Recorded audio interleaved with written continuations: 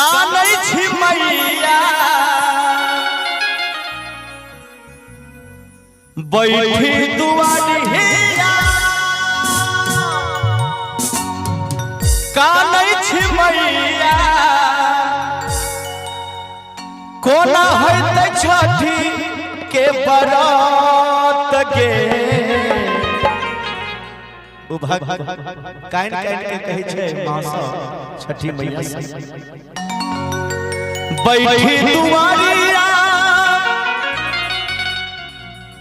कानै छी मैया कोना होइत छठी के त्योहार गे पैसा बिना गेहूं कोना खरीदबै पैसा बिना गेहूं कोना खरीदबै कथी से लिखा कपार गे हे मैयो गे कथी से लिखा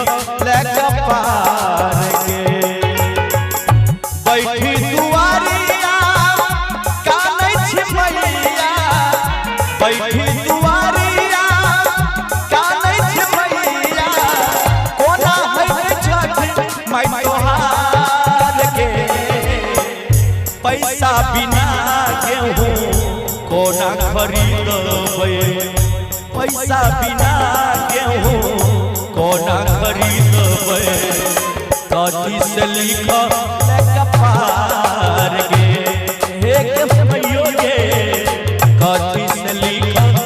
कपार गे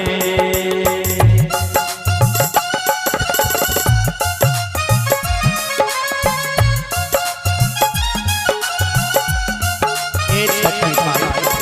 दया कर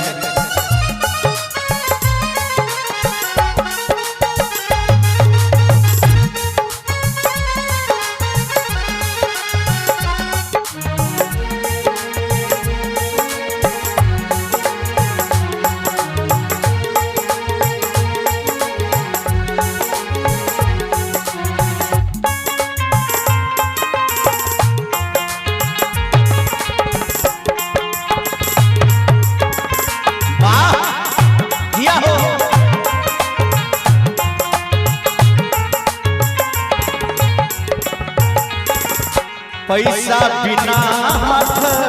खाली हमरा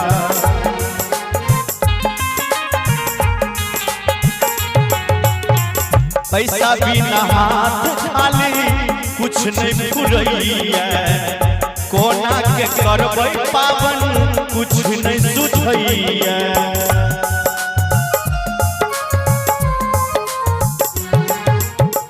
पैसा बिना हाथ खाली कुछ नहीं पुरैया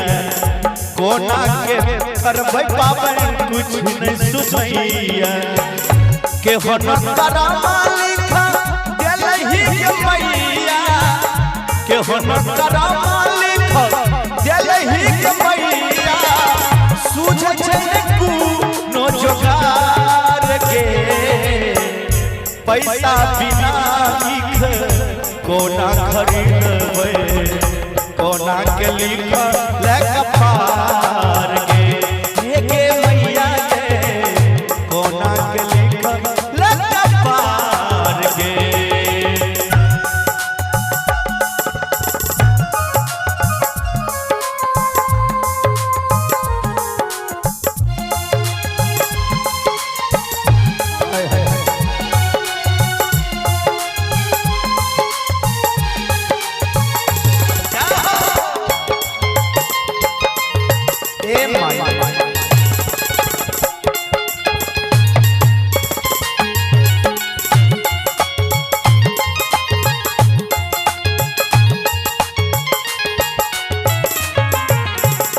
बीतलै दशहरा दिवाली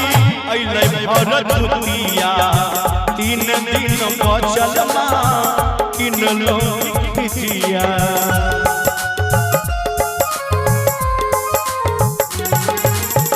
बीतलै दशहरा दिवाली अइलै भरत दुतिया 3 दिन बचल मां किनलो ने पिपिया असरा के दिया असरा के दिहाना बुझल जाइए सोच सोच होई या अनहार के पैसा बिना केहू कोना खरीदबे पैसा बिना केहू कोना खरीदबे कथी से लिखल कपार के हे मैया के कथी से लिखल कपार के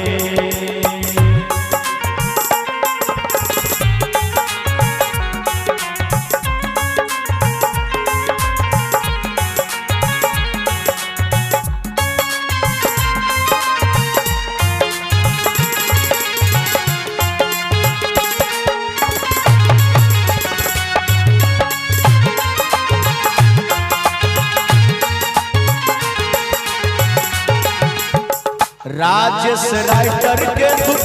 सहलो न जाइए देखी देखी नैना से देह सिहरइए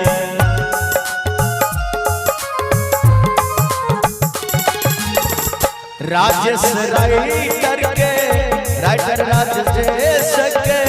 सहलो न जाइए देखी देखी नैना से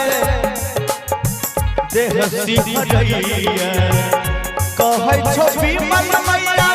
हे रही नजरिया कहै छो शंभू मैया हे रही नजरिया गरीबक सुन ही पुकार के पैसा बिना केहू कोना खरीदबे पैसा बिना केहू कोना खरीदबे कथी से लिखल कपार के हे मैया के